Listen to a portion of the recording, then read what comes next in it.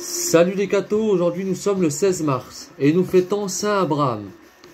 Saint Abraham vint au monde à Shidam, près d'Édès, en Mésopotamie, et s'illustra par son innocence et sa haute vertu. Son père et sa mère, doués des biens de la fortune, l'aimaient tendrement, malgré son attrait pour la vie solitaire. Pour ne pas déplaire à ses parents, il consentit à s'engager dans les liens du mariage. Dès que les noces furent terminées, il sortit furtivement de la maison, et ayant trouvé une caverne à 2000 de la ville, il s'y retira plein de joie, résolu d'y passer toute sa vie à servir Dieu seul. Après 17 jours de recherche, ses parents le découvrirent dans sa retraite, plongé dans la contemplation. Ils furent si touchés de ses supplications qu'ils firent le sacrifice de leur fils et le laissèrent suivre sa vocation. Dès lors, le nouvel ermite fit murer sa cellule, n'y laissant qu'une étroite fenêtre pour recevoir la nourriture qu'on lui apportait chaque jour. Il fit de grands progrès dans la voie de la perfection. Il acquit surtout une humilité extraordinaire et une charité extrême pour le prochain. Jamais il ne réprimanda personne durement. Sa parole était toujours assaisonnée d'indulgence. Son Éphrem nous dit qu'il ne se relâcha jamais en rien de sa vie de pénitence, qu'il ne passa pas un seul jour sans verser des larmes et que malgré ses austérités, il conserva toujours la fraîcheur de son visage et la vigueur de son corps. Il y avait 17 ans qu'il menait en ce lieu une vie tout angélique. Lorsqu'il apprit la mort de ses parents, il pria un de ses amis de vendre tout son héritage et d'en donner le prix aux pauvres, ne se réservant qu'un vêtement de poil de chèvre, une natte et une écuelle de bois. La renommée des vertus du saint solitaire se répandit de tous côtés. Dieu permit qu'une si grande piété servît à sa gloire.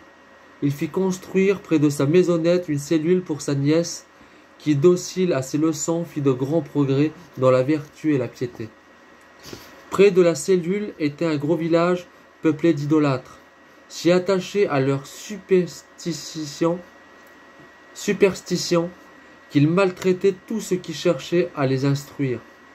L'évêque d'Édès, affligé de l'aveuglement de ce peuple, résolut de lui envoyer Abraham comme le plus capable de les convertir par sa charité et sa patience. Le saint se défendit en vain.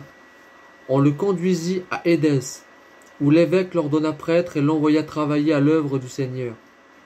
Fort mal reçu des habitants, frappé, menacé de mort, le saint ne perdit point courage et entreprit hardiment de bâtir une église. L'édifice achevé, Abraham pria le Seigneur d'y rassembler les habitants infidèles en les convertissant à la foi. Puis, animé d'un nouveau zèle, il brisa leurs idoles et renversa leurs autels. Le peuple, dans sa colère, se rua sur lui, et après l'avoir accablé de coups, le chassa du village. Mais le saint, revenu pendant la nuit, dans son église y demeura en prière.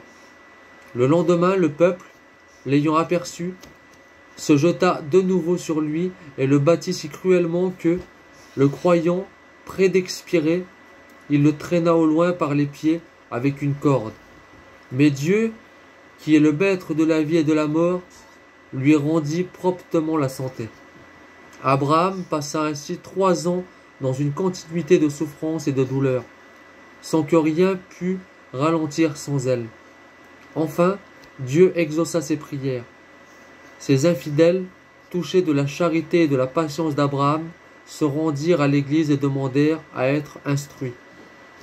Le saint prêtre expliqua alors à ce peuple les mystères de la religion et en baptisa un grand nombre.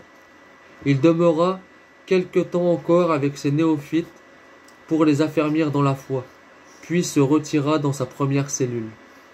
Enfin le Seigneur appela à lui son fidèle serviteur, âgé de 75 ans, pour le récompenser de ses travaux, ses prières et ses austérités. C'était le 16 mars 376. Que Dieu vous bénisse et à plus les cathos.